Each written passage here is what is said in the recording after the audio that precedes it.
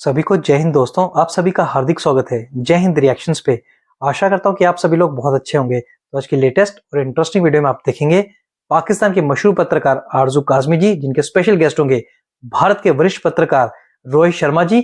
उनके साथ होंगी जिया मांजरी, जो कि एक पॉलिटिकल एनालिस्ट हैं, और साथ में होंगे हरि मोहन जी, जो कि एक जबरदस्त जियो पॉलिटिकल एक्सपर्ट है। तो ये डिबेट काफी मजेदार होगी, इसे अंत तक देखें और चैनल पे नए हैं तो चैनल को सब्सक्राइब कर दे। तो चलिए पहले ये वीडियो देखते हैं और अंत में इसके बारे में बात करेंगे। जय हिंद, जय भारत। हमारे साथ जी आज हरिमोहन जी हैं। हरिमोहन जी को आप सब जानते हैं, उनके चैनल्स पे भी देखा करते हैं। बहुत शुक्रिया सर, क्या जा पाए, थैंक यू सो मच। हमारे साथ रोहित शर्मा है और रोहित का भी अपना यूट्यूब चैनल है और रोहित जर्नलिस्ट भी हैं और हमारे साथ आज फर्स्ट टाइम हमारे चैनल पे हमारे साथ एक प्यारी सी हमारी दोस्त जो है जिया मंजरी, वो भी आई हैं। बहुत शुक्रिया जिया, क्या जा पाई, थैंक यू सो मच। आपकी वजह से जरा फ्रेम अच्छा हो गया तो नहीं, पहले भी अच्छा होता है। वरना आरजू दो गंजों के बीच में फंसी हुई ऐसी लगती थी। नहीं मतलब प्यारी सी, मतलब मुझे प्यारी सी का नहीं मतलब ये भी मैं कहना चाहता था, हाँ, पॉइंट आउट करने के लिए, मतलब हम तो नजर बट्टू हो गए आरजू। मतलब जिया प्यारी होगी और हम नजर बट्टू थे। इतने दिन तक हमने अगर वीडियो बनाई और हम नजर बट्टू कहलाए, बताओ। और देखो कितनी सफाई के साथ पहले आरजू हमारे साथ अगर वीडियो बनाती थी ना, तो एक तरफ रोहित, एक तरफ हरिमोहन और बीच में आरजू होती थी। ठीक है, इस बार क्या हुआ? मतलब ये तो पार्टीशन हो गया भाई, ये तो मतलब गलत बात है। नहीं, आप लोग भी बहुत अच्छे लग रहे हैं और आप लोगों की वजह से हम लोग अच्छे लग रहे हैं, ये कहना चाहिए। इसी को बोलते हैं कंसोलेशन प्राइज, इसी को बोलते हैं। तो बिल्कुल हम आज के टॉपिक की तरफ चलते हैं। हरिमोहन जी, क्या बात है कि आप लोग ने कह दिया है कि जी आप हिंदुस्तान की टीम जब पाकिस्तान आके नहीं खेलेगी, चले हम उस पर मान गए, तो फिर हम भी नहीं आएंगे, ये कहा गया यहाँ से। लेकिन दोनों टीम जो है वो किसी भी दूसरे कंट्री में जाकर खेलने को तैयार है। यानी मैं आपके घर चाय नहीं पीऊंगी, आप मेरे घर आके चाय नहीं पियेंगे, लेकिन हम दोनों जाके ताजमहल में चाय पी सकते हैं। मतलब खर्चा क्यों करवाना चाह रहे हैं पाकिस्तान का? नहीं, हम चाहते ही नहीं आपका खर्चा हो, बिल्कुल नहीं चाहते आपका खर्चा हो। हम ये भी नहीं चाहते। अब सीधी सी बात है, चाहेंगे क्यों? हम देखो बड़े दयावान लोग हैं, हमें पता है कि आपके पास पैसे तो है नहीं। अब पैसे नहीं है तो किसी दूसरे देश में भी जाके आपके PIA का जो विमान है, वो प्लेन है, वो पता लगा जी ऑस्ट्रेलिया के अंदर उतरा और उनके पेट्रोल के पैसे तुमने दे नहीं रखे और वो उसको गिरवी रख लिया प्लेन को ही। अब बेचारे वापस कैसे आएंगे? यहाँ तो आपके प्रधानमंत्री वापस आते हुए उधार के प्लेन में जा रहे होते और वापस आ रहे होते। लेकिन मैं इस चीज को एग्री, मतलब ठीक है आरजू जी, लेकिन मैं थोड़ा सा डिफरेंट क्वेश्चन है। मुझे ये समझ में नहीं आता, पाकिस्तान में इंडिया को लेकर सबसे ज्यादा डिस्कशन क्रिकेट के मामले में इतनी क्यों हो जाती है? क्रिकेट ही तो है, आप लोग क्रिकेट खेलना चाहते हैं, लेकिन बाकी मामले इंडिया के पास इतने सारे हैं। IT है, उसके बाद स्पेस टेक्नोलॉजी है, दूसरी साइंसेस के अंदर नैनो टेक्नोलॉजी है, मेडिकल साइंसेस है, और सारी हैं। उनके ऊपर कभी आप ऑपरेशन पे बात करने की कोशिश करी क्या? IT, medical sciences, space technology, कौन सी पी लिया आपने? कौन सा नशा किया? अब पाकिस्तान में IT, स्पेस टेक्नोलॉजी करेंगे ना सर, उस पे भी आएंगे। ऐसी क्या बात है? मेडिकल साइंसेस पहले हल्के फुल्के से स्टार्ट लेते हैं ना, खेल वेल से, फिर आगे IT वगैरह पे भी आ जाएंगे। IT पार्क बन रहा है हमारे यहाँ। कौन सा वाला नशा कर लिया हरिमोहन जी आज आपने? क्या कर लिया? ये इमरान खान से भाई साहब ईमानदारी से बता रहा हूँ, दोपहर को लस्सी पी के सोया था। नहीं हम अरे नहीं, हम IT पे भी आएंगे। लेकिन जिया, आपको क्या लगता है कि वाकई में क्रिकेट को जो है वो पॉलिटिक्स के साथ मिक्स करना चाहिए या अलग अलग रखना चाहिए? क्योंकि बाकी चीजें तो चल ही रही हैं। हमारे यहाँ से तो वो फवाद खान जो हमारे टीवी एक्टर हैं, वो भी फिल्म में आपके यहाँ काम कर रहे हैं, लेकिन बाकी चीजों में क्रिकेट पे क्या हो जाता है आप लोगों को? देखिए, वो इंडिया आकर के काम करके जाते हैं। मेन मोटिव कि वो आते हैं इंडिया, यहाँ पे एक्टिंग करके जाते हैं। यहाँ पे एक सेफ एनवायरनमेंट हमने क्रिएट कर रखा है। यहाँ पे कोई भी आता है उसको एक सेफ्टी सिक्योरिटी मिलती है, वो अपना काम करते हैं, यहाँ से पैसे कमाते हैं, वापस जाते हैं, क्योंकि पाकिस्तान में करने के लिए कुछ है नहीं। लेकिन जब हम बात करते हैं कि इंडिया की टीम पाकिस्तान में जाकर के खेलेगी, तो क्या पाकिस्तान अपने ही लोगों को आज की डेट में सिक्योरिटी प्रोवाइड करने के कंडीशन में नहीं है? तो हम कैसे रिस्क ले सकते हैं अपने खिलाड़ियों की?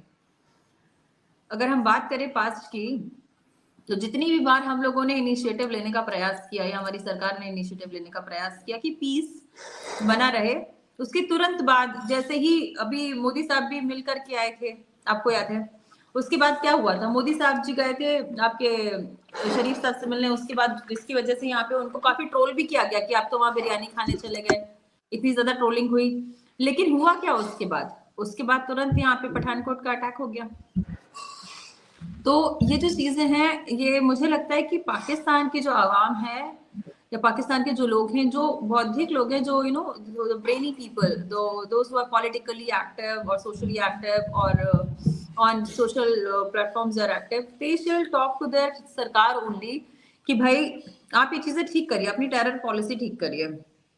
आपकी जो टेररिज्म फैला रहे हैं कि आपके देश में कोई भी आता है और वो आपसे सौहार्द बनाने का प्रयास करता है, कभी आप 9/11 करवा देते हो, कभी आप पठानकोट करवा देते हो। आप देखो कि आपके यहाँ पिछली बार अभी टीम आई थी बांग्लादेश की, तो उसको भी अटैक कर दिया गया था। उससे पहले ओलंपिक की टीम हाईजैक हो गई थी, मार दिया गया था। ऐसी चीजें जो होती है तो खिलाड़ी एनकरेज कैसे होंगे? और पाकिस्तान के जो लोग हैं उनको ये सोचना चाहिए कि how they are earning bread and butter. उनके लिए देखिए, पाकिस्तान और इंडिया का मैच जो है वो बहुत तरीके से पाकिस्तान के लिए फेवरेबल है। हमारे यहाँ तो ठीक है, ऑस्ट्रेलिया इंडिया भी खेल लेता है, हम तो मजे ले लेते हैं, ठीक है, बढ़िया है, हमारे तो सभी आके खेलते हैं। लेकिन बात यह है कि what kind of financial credibility it carries with it. अभी आपको ब्रॉडकास्टिंग राइट्स मिलेंगे उसके, जो भी आपके यहाँ होगा टूर्नामेंट, ठीक है, आपको पब्लिकेशन राइट्स मिलेंगे, तो उससे भी आप मनी मेक करोगे। लेकिन आप कितना सिक्योर एनवायरनमेंट दूसरी कंट्री के प्लेयर्स को दे पा रहे हो, वो मैटर करता है आप क्या खेलेंगे। तो ऐसा हम कभी नहीं कह सकते इंडिया को क्रिटिसाइज करने की जगह कि इंडियन गवर्नमेंट जो है वो पीस इनिशिएटिव नहीं ले रही। जितनी बार हमने पीस इनिशिएटिव लिया, आप देखो ना उतनी बार क्या हुआ। इसकी बजाय अपनी खुद की गवर्नमेंट को कर्ज करें कि जितनी बार इंडिया ने पीस इनिशिएटिव लिया उतनी बार आपने वहां जाके बमबारी करवा दी। आपके यहाँ जो एक्टिव टेरर ग्रुप्स हैं, आपकी जो कह दीजिए सरकार है, वो सभी उन चीजों पे कुछ काम नहीं करती। यहाँ तक सॉरी भी फील नहीं करती, यहाँ तक रिग्रेट भी नहीं करती, यहाँ पब्लिक कमेंट्री भी नहीं करती, आकर के अपना स्टेटमेंट भी नहीं देती कि हम शर्मिंदा हैं इससे, या अगर ऐसा हमारे यहाँ से किसी टेरर ग्रुप ने किया। It's a kind of encouragement. आरजू जी, अगर आप ये सोचो ना कि मैं आपके घर आती हूँ और मेरी जान को खतरा हो जाता है, तो मैं क्यों आऊंगी आपके घर, और फिर मैं आपसे मतलब ही क्यों रखूंगी, है ना? तो इन दैट केस ये जो आपने बात की कि बाहर जाकर के खेलने के लिए तो रेडी है, लेकिन हमारे घर आकर के खेलने के लिए रेडी नहीं है, हम क्यों आएंगे? जब तक कि पॉलिटिकल वॉर या ये जो टेरर वॉर चल रहा है दो देशों में, वो जब तक सामान्य नहीं लाया जाता दोनों तरफ से। हमारे यहाँ तो हर बार लगातार कोशिशें की गई, पर पाकिस्तान का क्या टेक है इसके ऊपर? वहां की आवाम को एक प्रेशर बनाना चाहिए कि छोटे छोटी चीजें ऐसी क्रिएट करवाएं कि पहले एक ट्रायल करने की, भाई आपके यहाँ और देशों के भी अगल बगल के लोग भी आए खेलने और वो सेफली वापस जा पाए।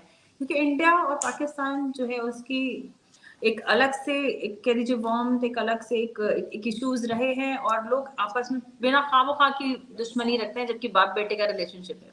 सिंपल सी बात है, हम बाप है, वो हमारा बिगड़ा बेटा है लेकिन फिर भी तो वो एक ऐसा बेटा जैसे अपने बाप से बहुत ज्यादा दुश्मनी है। तो आप ये ना सोच लीजिएगा कि पता लगा बेटा बाप बेटे का रिश्ता बना दिया, पता लगा बेटा जायदाद में हिस्सा मांग ले, तो फिर क्या करेंगे? तो ये भी हो सकता है। लेकिन बेटे का जो हिस्सा बचा हुआ ना वो भी उठा के देने वाले हैं फिर। आपके यहाँ पे मना किया कि हेलीकॉप्टर नहीं उड़ेंगे हमारे। अब आप लोग आलू प्याज के जैसे बॉम्ब की फैक्ट्री चला रहे हो, अब हेलीकॉप्टर उड़ाने से आपको दिक्कत है, सर्वेलेंस से आपको दिक्कत है, ठीक है, सिक्योरिटी से आपको दिक्कत है, आपको लगता है कोई इंस्टिगेट कर लेगा, आकर के पता कर लेगा, फोटोज खींच लेगा हमारी आकर के, है ना, ड्रोन से, तो आपको उससे प्रॉब्लम है। ये आपकी इंटरनल प्रॉब्लम है। आप अपने बच्चों को दे क्या रहे हो? आप अपने बच्चों को एक बहुत ही खराब फ्यूचर दे रहे हो।